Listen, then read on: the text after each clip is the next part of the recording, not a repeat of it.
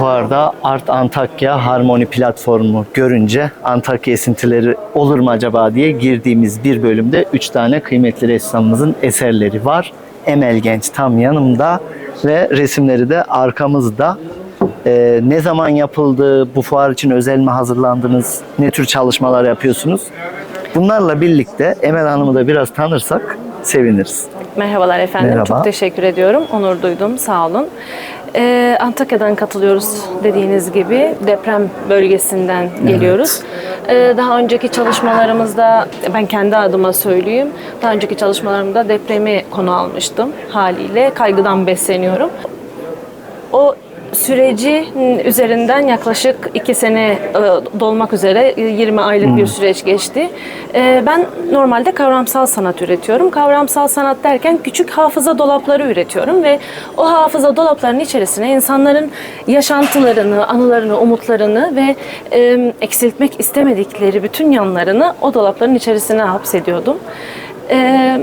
Bu sefer 2024 bu senenin ürünleri ve bu fuar için tasarladığım Buraya özel çalışmalar. yaptınız, evet. Ama dolaplarımdan da kopmak istemedim açıkçası. Çünkü kavramsal sanata duyduğum ilgi çok daha farklı.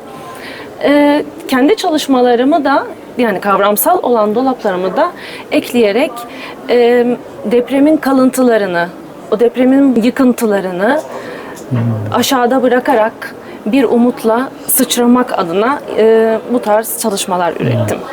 Emeğinize sağlık. Siz anlatınca daha iyi gözümde canlandı. Mesela o bahsettiğiniz hapishaneleri görüyoruz aslında.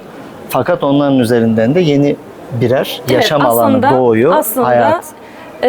Dağınık olan vitrinlerden düzene doğru bir çıkış, bir umut, istek, o çaresizliği yok etmek. Artık tabii ki hepimizin hayatında acılar, üzüntüler mevcut ama bir şekilde belli bir zaman geçtikten sonra onları üstesinden gelebilecek bir şeyleri yapmaya gayret gösteriyoruz. Ben de açıkçası o gayretin sanırım içerisine girmeye başladım. Evet, dikkat çekiyor. Teşekkür ediyoruz. Ben teşekkür Arkadakinde ediyorum. de yine aynı şekilde. Bu resimlerde hani yanılıyorsam da düzeltin. Size benziyor biraz. Evet. Esinti var mı? Evet. Saçlar, saç rengi. Evet ve bazen iki yönlü ya da üç kadının ya da 2 kadının olması da aslında o anda yaşadığınız travmaların ve o zaman sıçrayışlarının ifadesi. Hepsi benim. Şu an sizinle konuşurken aslında farklı bir şey de düşünebiliyorum. Farklı bir kaygı da güdebiliyorum. O yüzden o çok yönlü ve o zaman sıçramaları içerisindeki beni de ifade etmeye çalıştım ve benim gibi bir sürü insanı temsil etmek istedim. Çünkü o süreçte hepimiz o zaman sıçrayışlarının içerisindeydik ve dağınık bir haldeydik. İşte o vitrinleri toplamaya çalışıyorum. Harika. Umarım. Tebrik ediyorum. Gerçekten hem böyle Antakya, Hatay bölgesinin o sanat aşkının hala devam ettiğini gördük.